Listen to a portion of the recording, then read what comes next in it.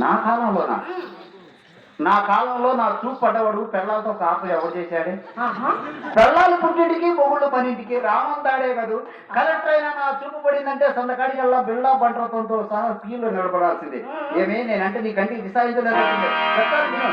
కడులోభి అయినను తరలించి క్షణములో కోసరి కోసరి వందలు వేలు గుంజినాను.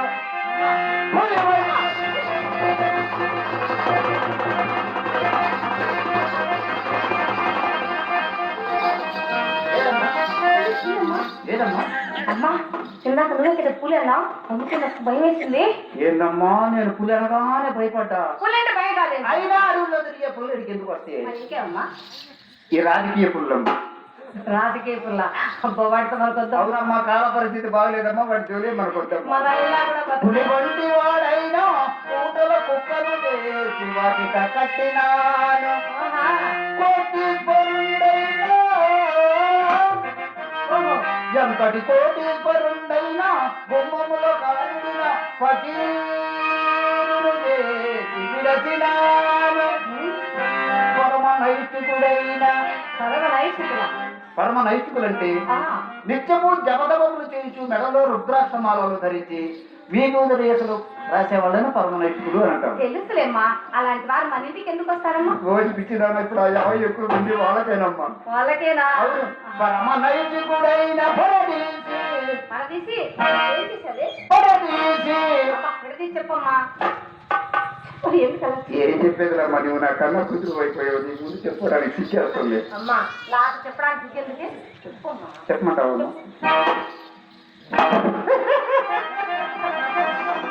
ఏంటమ్మా అంతలా సిగ్గుపడుతున్నావేంటి? వాళ్ళగా నిఘానగానే చేసావు అన్నమాట. ఏం చేసేదేముంది? ఏంటి అలా అంత సిగ్గుపడుతున్నావు? ఎదురు కూర్చొని చూడవే. ఆయన నీకోసం రాలేదు, ఇంకొక ఆయన కోసం వచ్చాడు. లేదమ్మా నాకు అన్నయ్య వచ్చాడు సంతకాల నుంచి నేనే అనుకుంటున్నాను. నాకు అక్కడ అన్నారు నేను ఈయన కోసం వచ్చాను, మీ అమ్మ కోసం రాలేదన్నారు. రాలేదా? అయితే ఎంతో మన మాత్రం పనే ఉంది.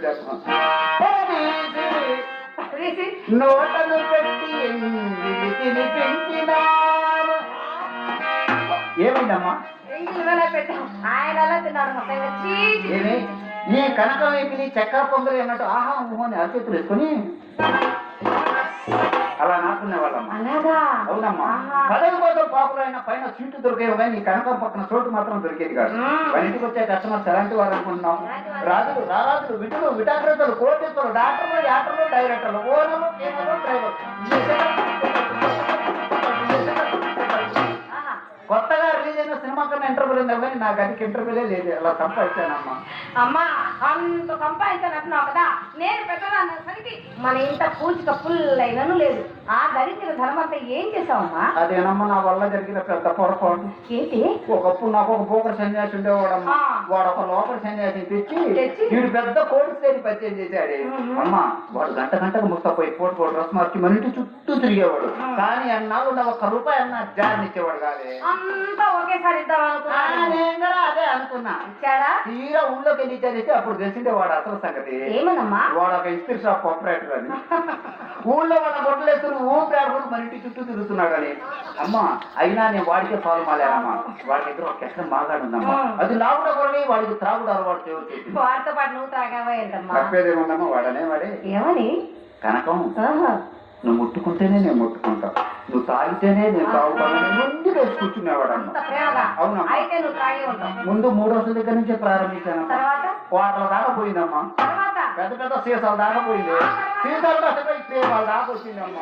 ఎందుకుంటుందమ్మా? అమ్మా వాడు నన్ను వదిలిపెట్టిపోయిన వాడి కొరకు చేసుకున్న ఈ త్రాగుడు మాత్రం నన్ను వదలలేదమ్మా. ఈ సంపాదించిన ఈ ధనం అంతా అక్షరాక్షత్రకు గంజాయి ప్యాకెట్లకు అదిరించే పోలీసుల కొంట, బెదిరించే రౌడీల కొంట. మన ఆస్తి మొత్తం హార్ట్ కర్పూరం లాగా హరించుకునిపోయింది.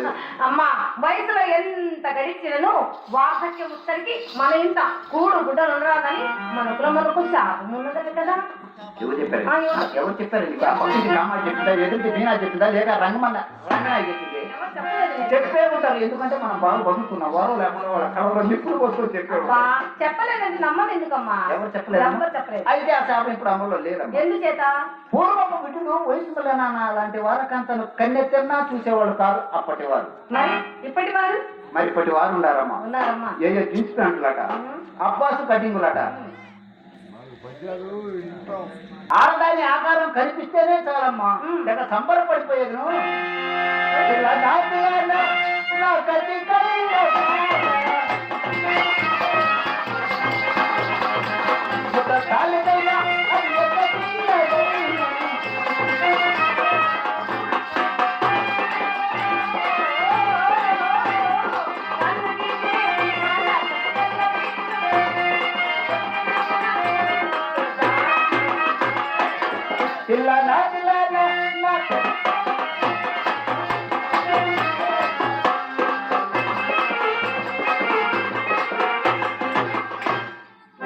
ఏందమ్మా ఆపేసా?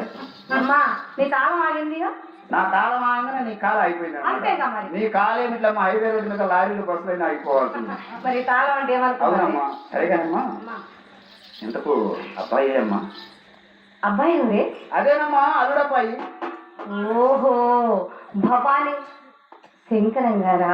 ఆ వంకరం గాడినే ఏడే. అమ్మా, ఎవరినో అప్పడిగారట. వాడు ఇప్పుడు తప్పక ఇచ్చిందని వాగ్దానం చేశారట, అందుకే వెళ్ళాడుగా. ఇంకా ఈ ఊళ్ళో వాడు పంపించేది ఎవడే? తేవాల్సిన చోటల్లో ఎప్పుడో తెచ్చాడు, తెచ్చిన చోటల్లో పట్ట పగలే పంగనామాలు పెట్టాడమ్మా. అమ్మా, వాడు సైకిల్ షాప్ పెట్టినప్పుడు తెచ్చాడమ్మా కట్టలు.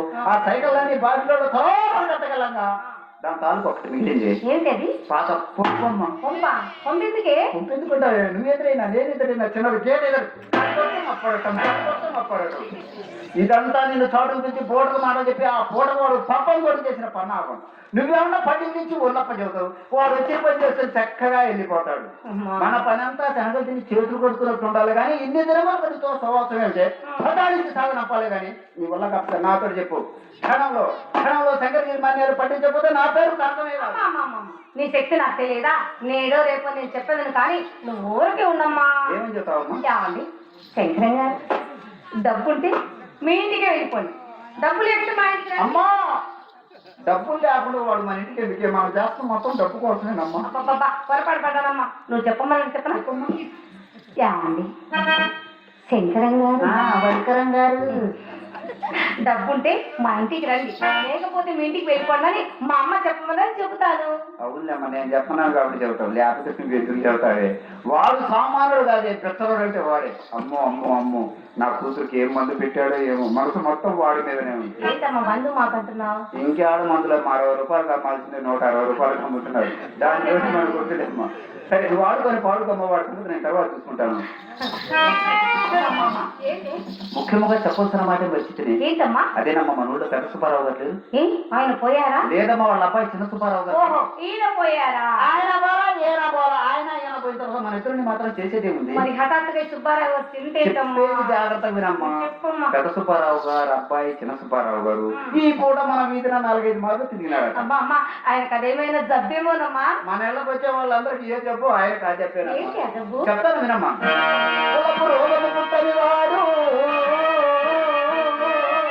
వలపు రోగమా? జాగ్రత్తగా వినమ్మా. చెప్పండి. లక్షం పోతే లక్షలు పోయినట్టమ్మా. చెప్పమ్మా. వలపు రోగము పుట్టని వాడు, సారి